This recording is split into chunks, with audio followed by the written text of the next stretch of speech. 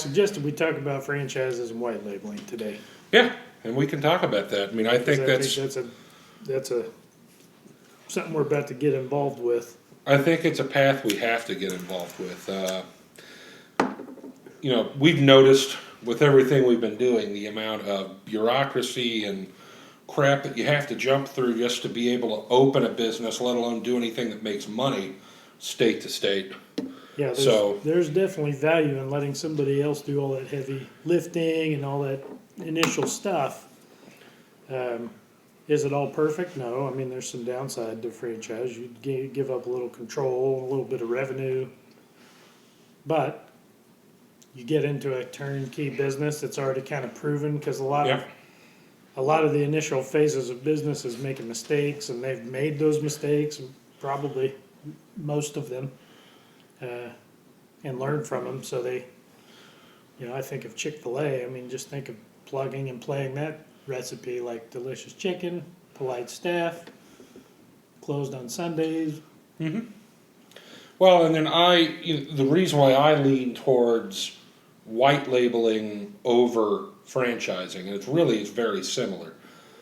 But the difficulty that I have with franchising, is the franchise, the cost of getting it set up to be able to franchise. But also, you want to be able to have control over things looking the same. The beauty of what McDonald's has with their franchises is everything looks the same, everything tastes the same, everything is the same no matter what store you go in. The only difference are the employees and the customer service, because that is one thing you can't control through franchising. What I like about white labeling is we are essentially selling content as a service, and we have control over that content. How the client that we will be selling the content to chooses to set up their school or their business is totally up to them. We're being able to use what is of value out of what we have without being tied to whether they do something right or wrong. I like that aspect of it. I agree with that. I mean, in part I agree, in part I also think you're going like 2/3 of the way of setting it up for them, and not, me, if I was considering buying a business, I might, if I'm going to pay you a fee and all that stuff, I might as well just have you do the whole kit and caboodle. Well, but I see both sides to that. I look at it from the education standpoint, because, I think that's where we really see this applicable to what we do. The value of what we have within our school is the content and the person creating the content. Being able to go to, let's say Montana, for example. If we go to Montana and there's a school there that is teaching real estate, and they have subpar curriculum, or a teacher that's just kind of okay and isn't getting the job done, we can go in there and white label our curriculum. They can still go to their website to find everything, but it jumps them over to us. We give them all of our content, and there's a fee for that. They're making, we charge them whatever we decide that fee is, and they can decide how much they want to add to the top of that or not. But we get them under contract, and we're making money off of them whether they are making money or not. If it is a franchise, there are some levels of that where you're not making money if they're not making money. Yeah, I would presume you set it up for a percentage of profits, or Yep. I would rather have 100% of 60% of what we could make if it was a franchise, rather than maybe only getting to 25% of what we could actually make fully with a franchise. Plus, we don't have to pay all of the fees and all of those things to set up the business to make it franchised.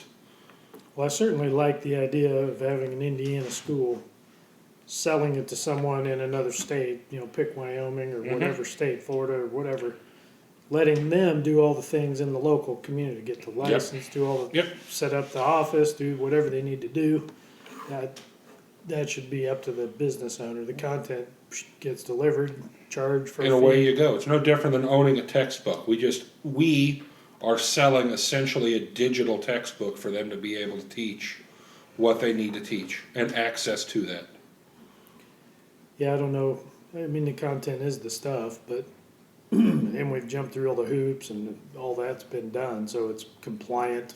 Yes, It's already basically approved and absolutely. And then we'd have to do certain tweaks depending on the state to adjust what the content is and what they use. But we have the platform, we have the content. It's just up to them. I mean, and literally, I mean, you know, unless we choose to cap how many we want to do in a state, if there's 100 schools that want to use this in California, we could do 100 schools in California, and it's limitless. Whereas if we go into that state, we're one school, yeah. one time. So, How long? Like, what's the worst story we have trying to set up in another state? How long did it take?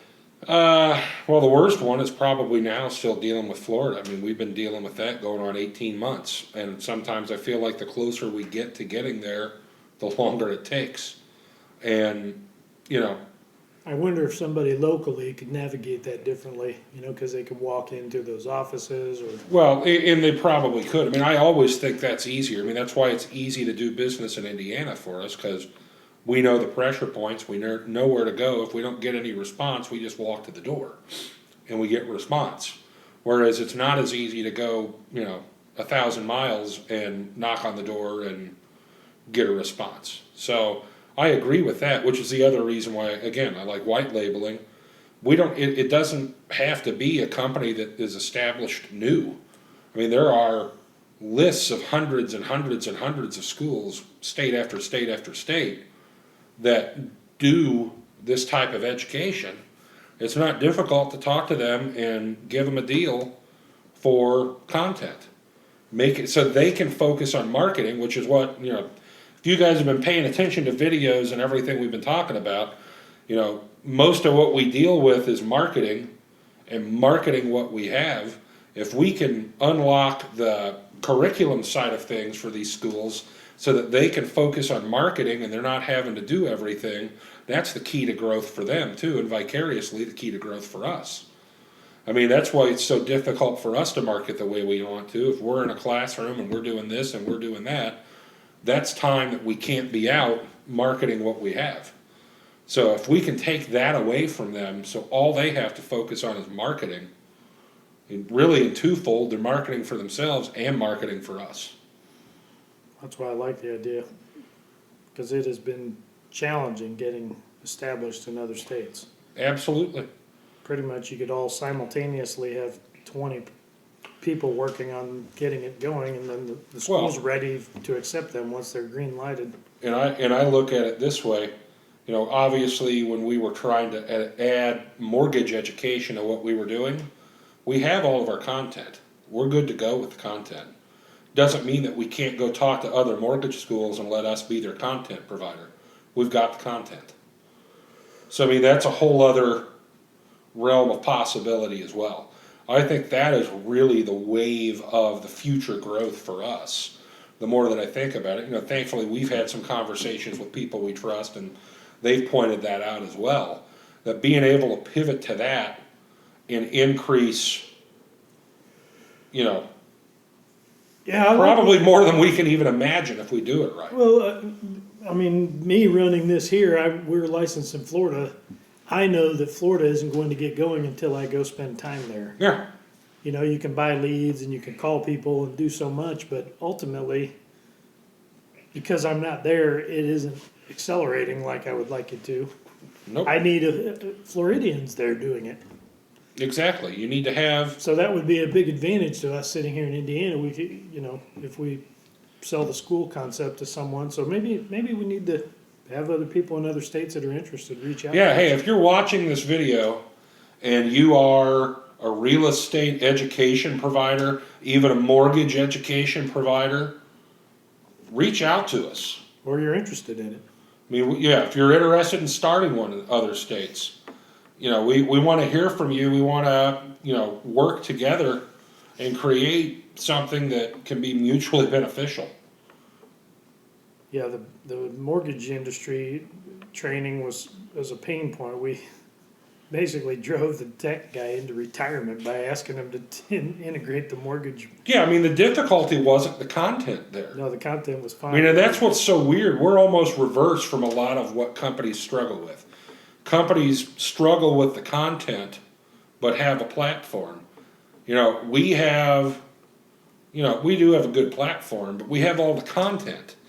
And getting our platform approved is more difficult than adding content to what we have. So, I mean, I just think it will be an awesome combination of being able to find these businesses in other places and be that service provider that comes in, gives you the curriculum, gives you the ability to log in and do what you need to do from wherever. Heck, we can create content for you. If you specifically have something, if you're not, you know, in real estate or in mortgage, you know, we can help create content for your business. If you got business training, we can put all of that in there. We got the platform and the ability to create content. Yeah, that sounds attractive to me, to buy a business where all I have to do is just market and get customers. Everything else is all ready. Yep, absolutely. Unless you focus on marketing and making money that way. So, win-win. I think it's a path that we need to examine here in the remaining portion of Q1 so that we can be firing on all cylinders Q2. I'm just reading a little bit of comparison, the internet's opinion. Mm-hmm. Franchising as a model made sense in a bygone era, where success was nearly guaranteed through centralized corporate advertising and the lack of competition. In today's fast-paced business arena, where judgments need to be made on the spot, franchises are quickly becoming a thing of history. Whereas, I don't know that that's true, but everyone has their opinion. yeah, They'll franchise tell you. does have more stuff to. Opinions are like assholes, right? Yep, everyone has them and they all stink. Yep. But I think it's a good plan. So again, reach out to us, hit us up on the YouTube page, email us, do something. We'd love to hear from you. We'll figure something out as a group. Other than that, have a lovely day.